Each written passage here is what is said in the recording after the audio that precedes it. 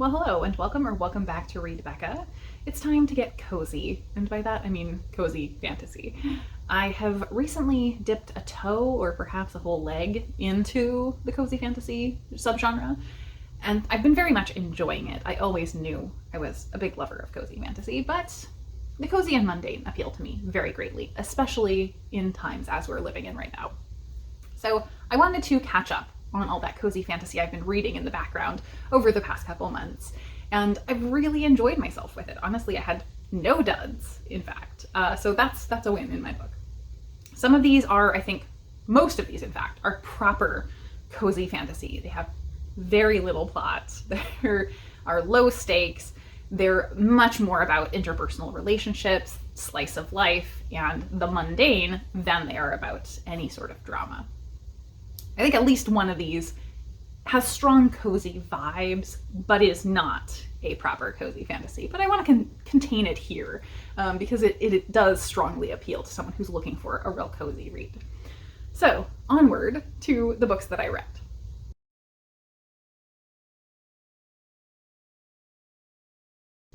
Let's kick off with a pair of novellas that I read first, Heart and Hearth, and then I looped back around this month to return to the universe with Hearth and Holidays by Anna Klein. So these are in a collaborative, cozy fantasy contemporary New Zealand setting that was started in 2021 by New Zealand authors to deliver on that cozy feel for obvious reasons in 2021. And I've enjoyed all of the books or novellas that I've read in that setting, and these were continuation of that. They have a great mix of both the cozy, mundane, and slice of life, while still tackling, in a gentle way, some heavier themes. So here we're following Addie in the first novella as she literally is driving away from her college graduation and has her life on rails, out of her control. Her mom has put all this pressure on her and set out exactly what her life is going to be, and she doesn't know if she wants that. So she is adrift, driving she doesn't know where, and she winds up at a rundown bed and breakfast in the middle of nowhere in a town that's sort of dying off, it seems. And so she finds herself there for unknown reasons, but she is strangely drawn to it. And I think that it's obvious that there's a magical connection there. This is a sort of witchy fiction collab.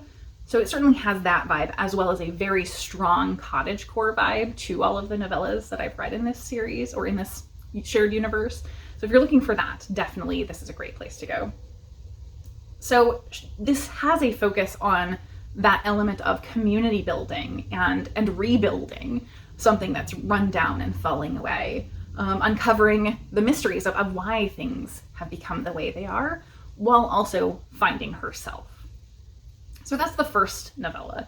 The second novella, now we do have a functioning bed and breakfast at this point, and Addie's running it with the help of Jono, who is a Maori and a chef, and he is definitely becoming a love interest there. So there's just the slightest hint of romance to it. But Addie's family is coming to the bed and breakfast, and she's so desperate for approval for this endeavor she's undertaken after all of that pressure from the first novella. So this is kind of the first time to show what she's accomplished. And initially there's some friction there, but that kind of gets swept aside for her as strange things begin happening.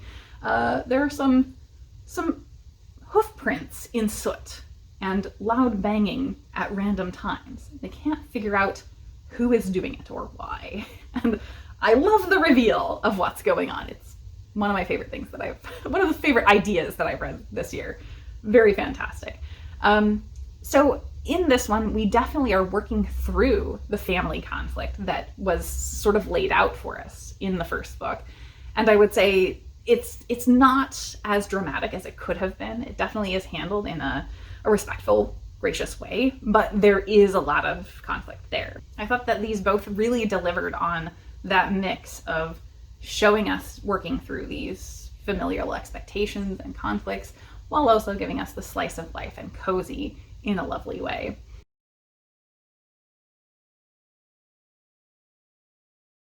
Next, I love a good cocktail, so let's go to Cursed Cocktails by S.L. Rowland. This is quite heavily inspired by Legends and Lattes, and the author was very open about that and talked to Travis Baldry ahead of publishing. But it was much less a clone of Legends and Lattes than I was expecting going in, given the kind of bullet point synopsis. The story beats are there, but the delivery, I feel, is significantly different enough. So we're in a pretty traditional high fantasy world, much like Legends and Lattes, and Roran is a blood mage who was in kind of a role similar to what you would think of as like the Game of Thrones Northern Wall. So he has earned his retirement after years and has been carrying around this book of cocktail recipes that were important to his father, and desires to do something with that and open a bar. So he's settling in a new town, making connections, and I think all of those interpersonal connections were much more important in terms of why I was invested in this story than the plot. So he starts a bar, he meets a barkeep, and a romantic entanglement starts there between the two of them. So there is a very sweet male-male romance there.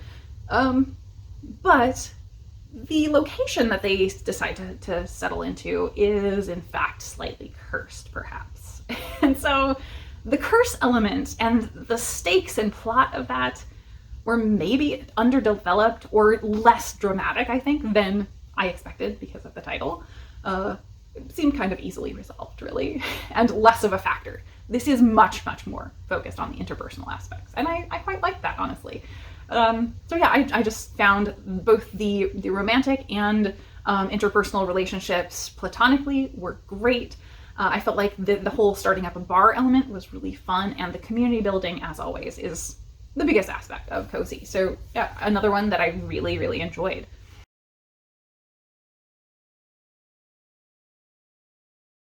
I think the most surprising read that I picked up in this selection was Quaint Creatures, Magical and Mundane by Andrew D. Meredith.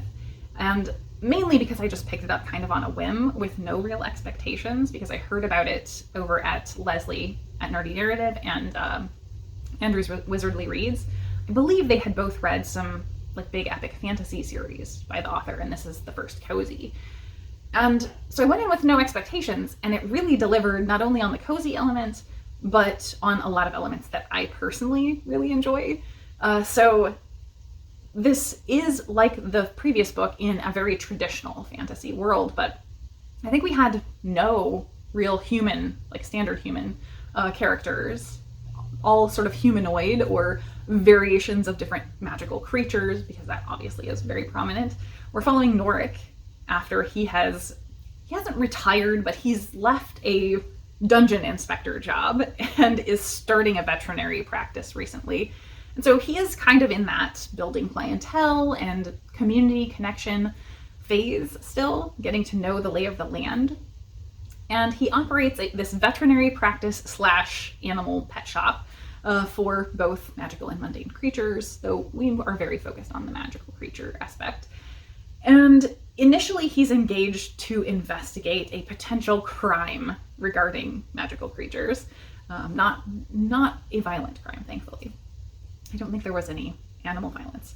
But he also is running this and living in the building that is so unique and interesting. I wanted to just explore there because it's kind of a place that's bigger on the inside and sort of changes to accommodate different things. So just everything about the world building and the characterization was very unique and different, and very magical.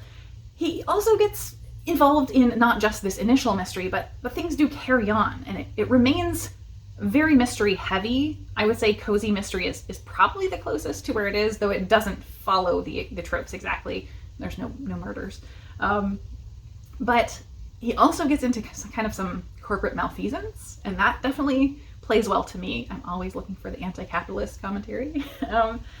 So I very much enjoyed all of that. And it was a lot more plot heavy, I would say, than the previous works that we've talked about. But yet I felt like the plot remained very steady in terms of stakes. It didn't get super dramatic, but it was extremely engaging and really kept me going with the different mysteries that he was uncovering and the bigger plots. I could see there being a lot of room to grow here. But just every character that he connected with was so interesting and so unique.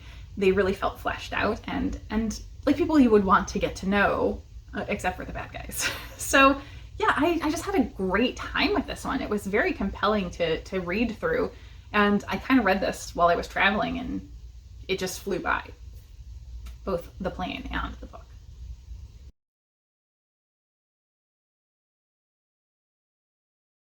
Next, let's go to one of the more popular new releases in cozy fantasy, and that's The Spellshop by Beth Durst. This one I have not read from the author before, but every book seems to be in wildly different genres. I have multiple on my shelf that I should have gotten to before this one, but didn't. So I don't know why the focus on cozy here. However, it was extremely well delivered, so I definitely do want to read more from the author. So here we're following Kiela, who is in a thinly veiled Library of Alexandria setup where a revolution is happening. The library is burning. She's trying to save books from the library, along with her sapient companion, the spider plant, Kaz, who is great, wonderful character. Everyone was so endeared to him in my book club, and he's just wonderful. So they flee the burning library and take off to this tiny island village that she's from. But she and her parents left there when she was a child, and mainly because they saw this tiny island village as not having opportunities for her, it being a very small, closed world. And so she's returning with a lot of, I guess, biases against village living and pro-city. However, she spent her whole life in the library, surrounded by books. She doesn't have a lot of practical knowledge to actually survive on this island, really, or to survive at all, to get by living in general. And she very much just wants everyone to leave her alone. She's very grumpy and antisocial. But of course, it being a small island village, everyone wants to get up in her business right away, and especially her neighbor Laren. So Laren is the local shepherd of more or less seahorses, magical creatures there. And of course that turns into kind of a grumpy sunshine romance. Very light, very sweet. It was lovely. But it follows that path of very much her deciding she's going to start making jam and also selling illegal spells to help the island. But she's not calling them spells, they're remedies. Because it's illegal in this kingdom, because the powerful are amassing power by keeping control of spells and keeping everyone else from having it. But because they're so far flung, they don't feel like there's a lot of threat to that, or she doesn't feel like there's a lot of threat to her sharing these minor spells.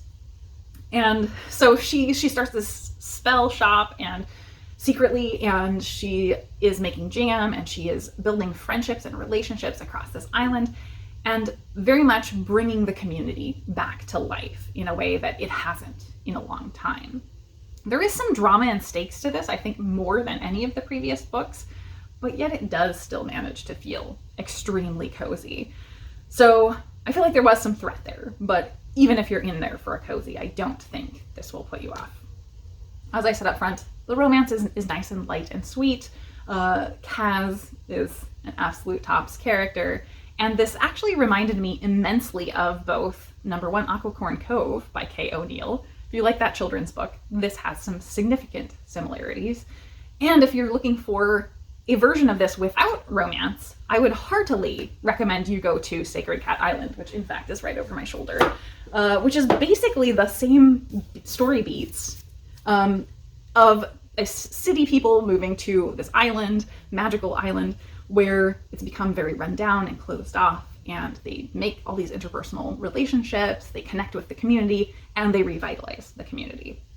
So heartily recommend this if you're interested in something to try after Spellshop that has a lot of similarities. All right, let's wrap up with two books that I would say fit as dominantly cozy in vibe, but not quite into the cozy fantasy genre. Also, interestingly, both sequels.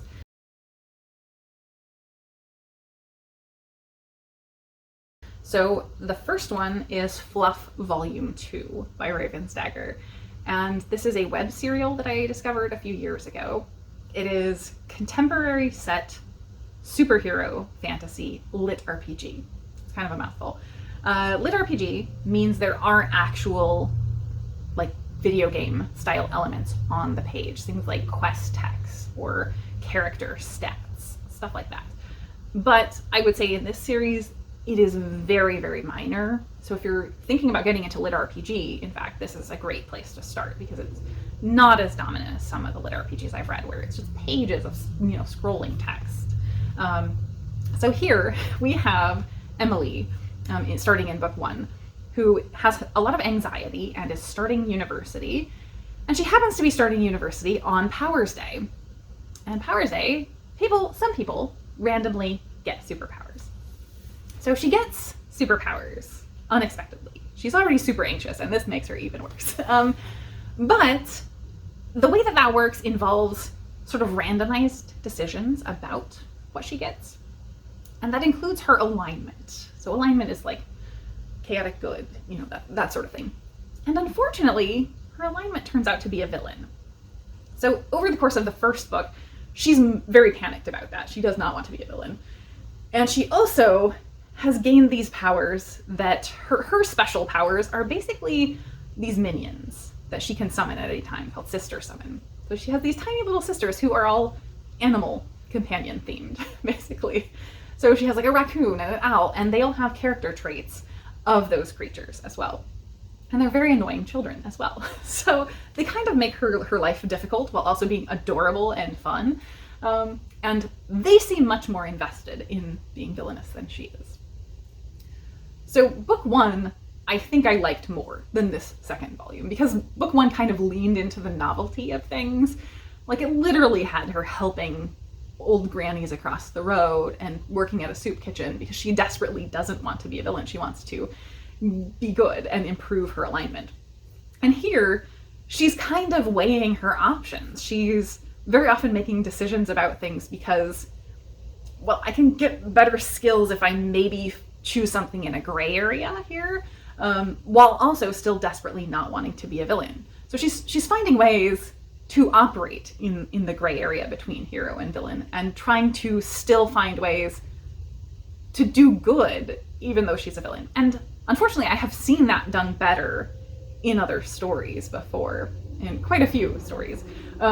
So I enjoyed this a ton. I thought it was a really great time. It's not a letdown at all, but I just liked the novelty of the first one better than I did this. So this was a fun one, and we were introduced to new sisters, new capabilities that she has. Her mother also becomes very involved and has to help her sort of deal with the fact that she's living at university. She's got this dorm room full of children, basically. And her mom's kind of like, yeah, this is not a good situation for them. And so they sort of are dealing with logistics of what this means for her. And that's just such a, I guess, a cozy vibe, because it's, again, that banding together and supportive aspects that we've seen throughout all of these books.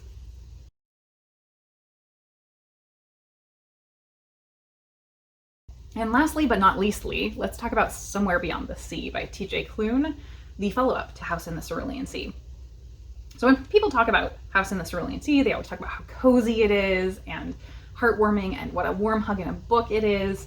And it is those things. So I'm not disputing that, but it also features very heavy depictions of bigotry and abuse on page, as well as the exploitation or oppression of the vulnerable in ways through power dynamics and bureaucracy, even in ways that are very, very grim at times. So I do think it's strongly and prominently cozy, and it puts the hopeful elements at the forefront and very much focuses those, but it's not quite the cozy fantasy that everyone kind of focuses on when they talk about the books. So do go in knowing, if you look at reading these books, that it has a lot of very difficult content, and this second book even more so. So I don't want to go into spoilers, but everyone does kind of talk about the first book as if it wrapped up in a very tidy way, and it very, very much didn't. So that has always kind of baffled me. And that is being dealt with in this second book to a significant degree. So here we are with Arthur Parnassus entirely, following his perspective. He's the proprietor of the house in the Cerulean Sea, as he is going to what would amount to Congress to testify on his experiences as a child when he was a magical child orphan, and the very difficult experiences that he had over the course of that, as the government and bureaucrats are trying to decide how they should regulate and deal with the situation of orphanages for magical beings, because there is an extreme stigma toward these magical people. And so we're following that, and we do get some very heavy political commentary, I would say. So if you're not in the right space for political commentary touching on real world situations, this is definitely a book that's focused on that. But we do also have the great, really heartwarming stuff as well. So we have Arthur and his romantic interest from the previous book kind of coming together to care for the children still. They're welcoming a new child, David, who is a Yeti. That I don't want to spoil it, because the introduction to David is the most delightful scene, and what his hobbies and interests are amazingly wonderful. But there is a whole kind of gambit where David pretends to be an adult for a significant part of the book that is utterly hilarious. The baddies here are very, very bad, very hateable, for sure. They certainly are even worse, I think, than the previous book, and ingrain themselves in the day-to-day lives of these characters we come to love in so many ways, and just don't ever open their hearts, I think, to the characters that we've already come to love over the course of the previous book and this book. And that's very hard to watch, but also you kind of understand why, or how they can do what they do because they are unwilling to open their hearts. And that is very hard to read, I think, in the current moment, but also I think was very appropriate to depict in the book. As I said up front, I very much enjoyed this. I thought it was fantastic, but certainly know going in that you are balancing both this really just wonderful, heartwarming, loving family story with a lot of really difficult current political commentary, a lot of really difficult content about bigotry and abuse and power dynamics in the world. And I think it does very much center a hopeful outcome and place. So that is it, I think, for my cozy fantasy wrap-up. I truly hope I have exposed you to some new books, because I think some of these have flown under the radar, and I definitely hope that more people will be talking about cozy fantasy in the upcoming year, because I think I'm going to be diving even more into cozy fantasy than I have already. It's a subgenre that I absolutely adore and want to explore. So let me know down below if I've interested you in any of these books, and thank you so very much for watching.